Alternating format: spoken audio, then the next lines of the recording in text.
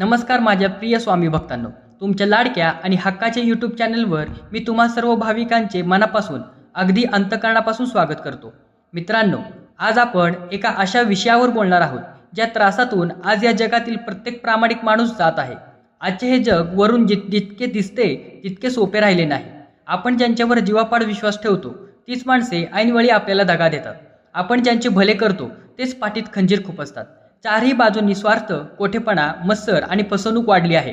अशा या पूर्णपणे खोट्या आणि मतलबी जगात एका प्रामाणिक माणसाने स्वतःचे अस्तित्व न गमावता खरं कसं जगायचं? जेव्हा सगळेच मुखवटे घालून फिरत असतात तेव्हा आपण आपलं निष्पाप मन कसं जगायचं? जर तुमच्याही मनात हा प्रश्न असेल आणि या जगाच्या खोटेपणाला कंटाळून तुमचे मन रडले असेल तर आज साक्षात ब्रह्मांड नायक स्वामी समर्थ महाराजांनी तुमच्यासाठी 5 अत्यंत मोलाचे आणि गुप्त नियम सांगितले आहेत। हे 5 नियम तुमच्या जगण्याचा दृष्टिकोन कायमचा बदलून टाकतील। पण हे 5 नियम नक्की कोणते आहेत हे मी तुम्हाला व्हिडिओच्या सुरुवातीला मुळीच सांगणार नाही, कारण हा प्रवास समजून घेण्यासाठी तुमच्या मनाला आधी शांत व्हावे लागेल। व्हिडिओच्या शेवटी मी तुम्हाला स्वामींचा असा एक अंतिम महाउपाय सांगणार आहे जो स्वीकारल्यानंतर या खोट्या जगातील कोणतीही ताकद तुम्हाला कधीही फसवू शकणार नाही। त्यामुळे या खोट्या जगाचा खरा चेहरा पाहण्यासाठी आणि स्वामींचे मार्गदर्शन घेण्यासाठी हा व्हिडिओ कुठेही स्किप न करता शेवटपर्यंत नक्की ऐका। माझ्या प्रिय भक्तांनो, जर तुमचा स्वामींच्या न्यायावर आणि त्यांच्या कर्माच्या सिद्धांतावर पूर्ण विश्वास असेल तर आत्ताच्या आत्ता कमेंट बॉक्समध्ये श्री स्वामी समर्थ किंवा स्वामी माझा पाठीराखा नक्की लिहा। तुमचे एक नामस्मरण तुमच्या सभोवतालचे सत्याचे एक कवच निर्माण करेल। मित्रांनो, स्वामी समर्थ महाराज नेहमी अक्कलकोटमध्ये बसून जगाच्या रीतीकडे पाहत असत।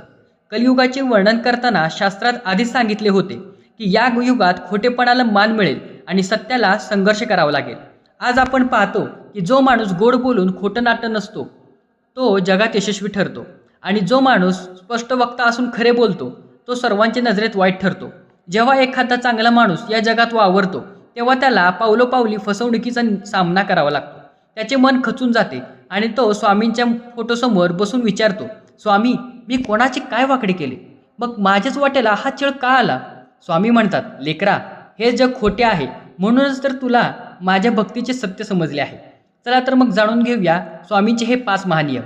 स्वामी माऊलींचे पहिले मार्गदर्शन अत्यंत महत्त्वाचे आहे। स्वामी म्हणतात, हाडामासाचा माणूस हा नेहमी बदलणारा प्राणी आहे। आज जो तुमच्यासाठी जीव द्यायला तयार आहे तो उद्या स्वार्थ संपताच तुमचा जीव घ्यायलाही पुढे मागे पाहणार नाही। या खोट्या जगात जगताना पहिली गोष्ट म्हणजे कोणाच्याही गोड शब्दांना भुलू नका। लोक जेव्हा तुमच्याशी अतिशय गोड बोलू लागतात तेव्हा समजून जा की तिथे काहीतरी स्वार्थ दडलेला आहे। स्वामी सांगतात की माणसाच्या सुंदर चेहऱ्यावर किंवा त्याच्या मोठ्या मोठ्या शब्दांवर विश्वास ठेवण्यापेक्षा तो कठीण प्रसंगात इतरांशी कसा वागतो, त्याचे कर्म कसे आहे याकडे बारकाईने लक्ष द्या। जो माणूस गरिबांचा, असहाय्य लोकांचा आदर करतो तोच माणूस तुमच्याशी नात्यात खरा राहू शकतो। भक्तांनो, माणसाचे शब्द हवेत विसरून जातात पण त्याचे कर्म कधीही पुसले जात नाही। जर तुमचा स्वामींच्या या कर्माच्या गणितावर पूर्ण विश्वास असेल तर आत्ताच व्हिडिओला एक लाईक करा। खोट्या जगात दुःख होण्याचे सर्वात मोठे कारण म्हणजे आपण जगाकडून खरेपणाची अपेक्षा ठेवतो। आपण विचारतो की मी जर समोरच्याशी चांगला वागलो तर तोही माझ्याशी चांगलाच वागेल, पण हे जग तसे चालत नाही भक्ता। या संदर्भात अक्कलकोटच्या काळातील एक अत्यंत सुंदर आणि डोळे उघडणारी सत्यकथा ऐकूया। अक्कलकोटमध्ये रामाजी नावाचा स्वामींचा एक अतिशय प्रामाणिक आणि सरळ मनाचा भक्त राहत होता। रामाजीने आपल्या नातेवाईकांना, मित्रांना नेहमी सढळ हाताने मदत केली। ज्याला जेव्हा पैशाची, धान्याची गरज पडायची रामाजी स्वतः उपाशी राहून त्यांना मदत करायचा। त्याला वाटायचे की हे माझे नातेवाईक माझ्या पडत्या काळात माझ्यासाठी धावून येतील। पुढे काय झाले? एका नैसर्गिक संकटामुळे रामाजीचे घर आणि शेती पूर्णपणे उद्ध्वस्त झाली। तो रस्त्यावर आला। जेव्हा तो मदत मागण्यासाठी त्याच नातेवाईकांकडे गेला तेव्हा सर्वांनी आपापली दारे बंद केली। काहींनी तर त्याला ओळखण्यासही नकार दिला। रामाजी पूर्णपणे कोलमडला। तो रडत रडत स्वामींच्या चरणावर पडला आणि म्हणाला, स्वामी, हे जग एवढे खोटे आणि निष्ठुर कसे असू शकते? मी सर्वांना आपले मानले स्वामी, पण आज कोणीच माझे नाही स्वामी। स्वामी मोठ्याने हसले आणि त्यांना रामाजीला जवळ घेतले। त्यांनी स्वामी कडाडले, रामाजी, अरे हे जग मतलबाचा बाजार आहे। तू लोकांसाठी कर्म केलेस आणि अपेक्षा माझ्याकडून ठेवलीस। चूक तुझी आहे। माणसाकडून अपेक्षा ठेवशील तर नेहमी पदरात निराशाच पडेल। कर्म करत राहा, पण अपेक्षा फक्त या स्वामींवर ठेव। हा स्वामी कधीच तुझी साथ सोडणार नाही बाळा। स्वामींच्या या शब्दांनी रामाजीच्या डोळ्यातील अश्रू सुकले आणि त्याला जगण्याचे खरे मर्म कळले। माझ्या प्रिय भक्तांनो, माणसाकडून ठेवलेली अपेक्षा नेहमी डोळ्यात पाणी आणते, पण स्वामींवर ठेवलेला विश्वास कधीच वाया जात नाही। जर तुमच्या स्वामींच्या या दैवी सत्यावर पूर्ण विश्वास असेल तर कमेंट बॉक्समध्ये आत्ताच लिहा, माझा विश्वास फक्त स्वामींवरच आहे. या खोट्या जगात एक मोठा नियम आहे. इथे तुम्ही जितके स्वतःचे स्पष्टीकरण द्याल तितके लोक तुम्हाला चुकीचे ठरवतील. खोट्या माणसांना सत्याची नेहमी भीती वाटते, म्हणूनच ते तुमच्या प्रामाणिकपणावर चिखलफेक करण्याचा प्रयत्न करतात. स्वामी माऊली आपल्याला मार्गदर्शन करताना सांगतात की जेव्हा लोक तुमच्यावर खोटे आळ घालतात, तुमच्या चांगुलपणाची थट्टा उडवतात, तेव्हा त्यांच्याशी वाद घालत बसू नका. स्वतःला खरे सिद्ध करण्यासाठी तुमची ऊर्जा वाया घालवू नका. शांत राहा, कारण तुमची शांतता ही समोरच्यासाठी सर्वात मोठी शिक्षा असते. स्वामी म्हणतात, लेकरा तू फक्त गप्प बस, तुझ्या न्याय करण्याचा अधिकार तू मला दिला आहेस ना. मग योग्य वेळ आल्यावर साक्षात काळ तुझी परीक्षा देईल, साक्षी घेईल आणि त्या खोट्या लोकांना त्यांची जागा दाखवून देईल.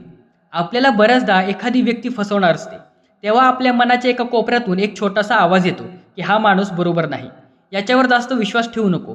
पण आपण आपल्या भावुक स्वभावामुळे त्या आवाजाकडे दुर्लक्ष करतो आणि नंतर फसवले जातो.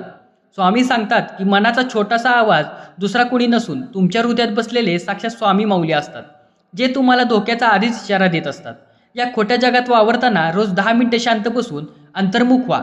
जेव्हा तुम्ही मनातून शांत होता तेव्हा तुम्हाला लोकांचे खरे चेहरे ओळखण्याची एक दैवी दृष्टी प्राप्त होते.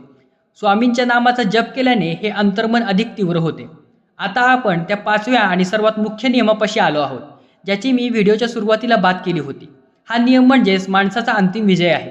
मित्रांनो, जग खोटे आहे म्हणून आपण स्वतः खोटे बनायचे का? जगाने आपल्यासोबत फसवणूक केली म्हणून आपणही इतरांना फसवू लागायचे का? स्वामी म्हणतात, मुळीच नाही.